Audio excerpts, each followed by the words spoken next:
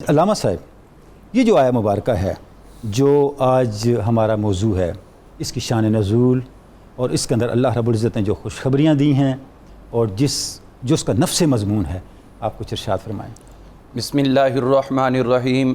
قال اللہ تبارک و تعالی فی الکلام المجید والفرقان الحمید ذالک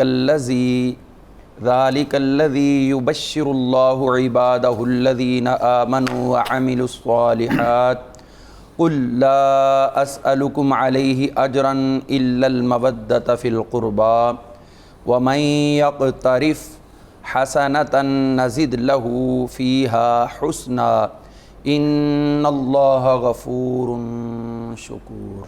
صدق اللہ العظیم۔ صدق اللہ۔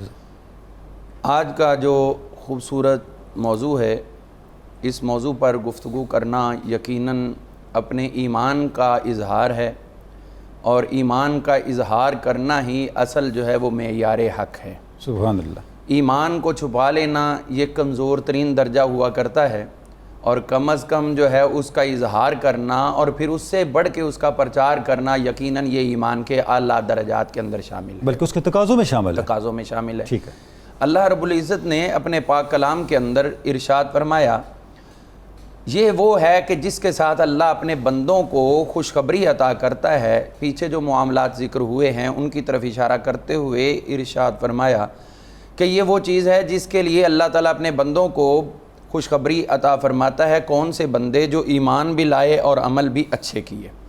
اب جو ایمان لائے ہیں اور عمل اچھے کیے ہیں، حضور ان سے بات کریں، ٹھیک ہے، ہر ایک سے نہیں۔ یعنی مخاطبین کون ہیں اس کو ڈیفائن کر دیا۔ خاص مخاطبین ہیں کیونکہ خاصوں کی بات کرنی ہے۔ ٹھیک ہے۔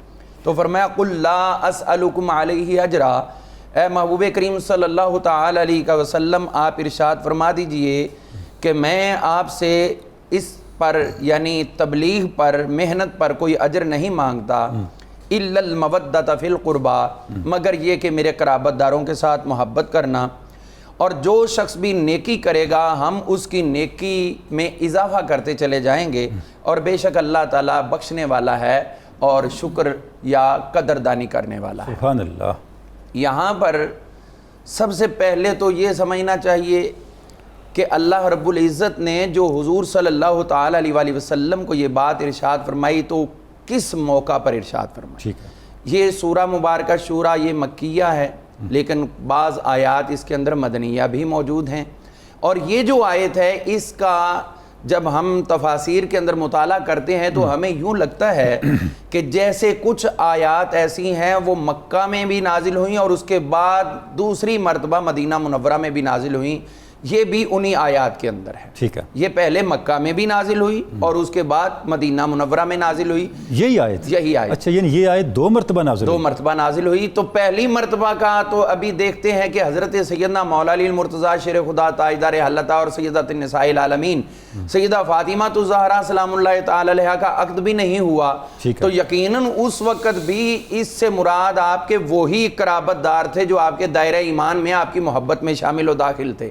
اب اس کا تعین کر لیں کہ کون کون سے لوگ اس وقت موجود تھے، ان سب کے لیے آپ نے یہ ڈیمانڈ کی، تو میرے خیال ہے مفسرین کی طرف جانے کی ضرورت ہی نہیں رہتی۔ ضرورت نہیں رہتی۔ سبحان اللہ۔ اس کا شان نزول ہی بہت بڑی چیز کا تقاضا کر رہا ہے، خود توضیح ہے۔ توضیح ہے۔ اس کے بعد جب مدینہ منورہ میں نازل ہوئی تو دو تین اس کے مقامات بنے ہیں نزول کے، ان میں سے ایک میں وجہ نزول بیان کر دیتا ہوں۔ صحابہ کرام رضوان اللہ علیہ مجمعین آپس میں بیٹھے اور انہوں نے کہا حضور صلی اللہ تعالی علیہ وآلہ وسلم کے اخراجات بہت زیادہ ہیں، دنیا باہر سے آتی ہے، آپ کو بہت ان کے اوپر خرچ کرنا پڑتا ہے، اور آمدنی اور اس قدر یہ سلسلہ موجود نہیں ہے، تو لہٰذا ہمیں حضور صلی اللہ علیہ وسلم کی خدمت میں ہدایہ پیش کرنے چاہیے۔ انہوں نے مال جمع کیا، پیسے جمع کیے اور حضور صلی اللہ علیہ وآلہ وسلم کی خدمت میں پیش کر دیے۔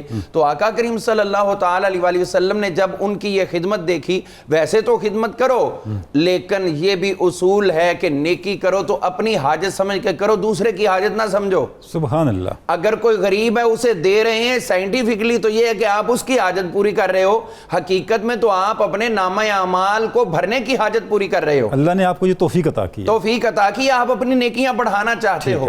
تو اسی لیے حضور صلی اللہ تعالی وسلم نے جب ان کا یہ عمل دیکھا، عام تو حضور کی خدمت میں لوگ ہدایہ پیش کیا کرتے تھے، لیکن یہاں واضح کر دیا کہ جو تم نے سوچا ہے اس سوچ کے تحت ہمیں کچھ بھی نہیں چاہیے. وہاں پر یہ آیہ کریمہ نازل ہوئی کہ اے محبوب ان سے فرما دے کہ میں تم سے کوئی ایسی چیز کا کب تقاضا کر چکا کہ تم میرا پورا کرنے کے لیے آئے ہو؟ ہاں اگر آ ہی گئے ہو تو خالی تمہیں جانے نہیں دیتے، تمہارا دامن بھر کے بھیجیں گے. اور وہ کیا ہے کہ تم میری اہل بیت سے محبت کرتے رہنا، قرابت داروں سے محبت کرتے رہنا، یہی میرا تقاضا اور یہی پورا ہوتا چلا. سبحان اللہ. اور اسی لیے حضور صلی اللہ تعالی علیہ وآلہ وسلم نے صحابہ کرام کو فرمایا اذکرکم اللہ فی اہل بیتی، میں تمہیں اپنی اہل بیت کے بارے میں خاص اللہ کو یاد کرتے ہوئے نصیحتیں دے رہا ہوں. یہ خود نہیں کر رہا، یہ اس کی ڈیمانڈ پر خود خالق ارض و سما کے حکم پر تمہیں کہہ رہا ہوں.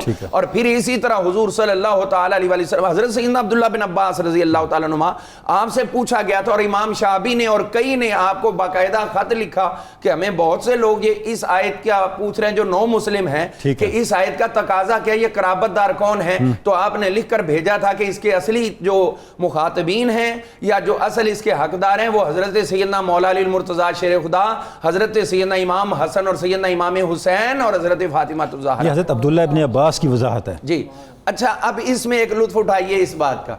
یہ آیت میں ہم نے 5 جو ہستیاں ہیں ان کو اس کا متقاضی سمجھا ہے. ٹھیک ہے، وہ 5 ہیں. اب جب ہم اس آیت کو پڑھتے ہیں تو یہ 25واں پارہ ہے، تو 5 کو 5 سے جب ہم ضرب دیتے ہیں تو پھر یہ 55 پاک ہر طرف سے نظر آتا ہے کہ مودت فی القربہ میں وہی شامل ہے. سبحان اللہ. تو 5 کو 5 سے دیا تو یہ 25 بن گیا. تو یہ 25ویں پارے کے اندر اس آیت کا لانے کا تقاضا ہے کہ اصل اس کے حقدار جدھر سے بھی دیکھو گے یہ 55 پاک ہی آپ کو نظر آئیں گے. سبحان اللہ. ہم آگے دیکھتے ہیں نبی کریم صلی اللہ علیہ وسلم. آیت نمبر بھی 23 ہے نا؟ ہاں جی 23. اس کو جمع کریں 5 بنتا ہے، 5 بن جاتا ہے، نیا 5 نکل آیا. اسی طرح سبحان اللہ. تو جدھر بھی دیکھیں گے جلوے تو انہی ہستیوں کے نظر آئیں گے نا. حضور صلی اللہ تعالی علیہ وسلم پہ نازل ہونے والا پاک کلام. اب حضور صلی اللہ علیہ وسلم نے جو یہاں پر بات ارشاد فرما دی، اللہ نے بلکہ خود واضح کر دی. اس پہ ایک چیز بطور خاص توجہ چاہتی ہے اور وہ یہ ہے کہ اللہ تعالیٰ نے جب یہ بات پہلے ارشاد فرما دی کہ اپنے بندوں کو جو ایمان لائے ہیں اور عمل صالح کیے ہیں ان کو اللہ جنت کی بشارت دیتا ہے. یہ ذرا تھوڑا سا ریلیونٹ کرنا چاہوں گا اس بات کو کہ اللہ نے پہلے فرما دیا جو ایمان لائے اور عمل صالح کیے ان کو جنت کی اللہ تعالیٰ بشارت دیتا ہے. اس کے بعد اگلی چیز فرما دی کہ تم سے کوئی سوال نہیں، صرف قرابت داروں سے محبت کا.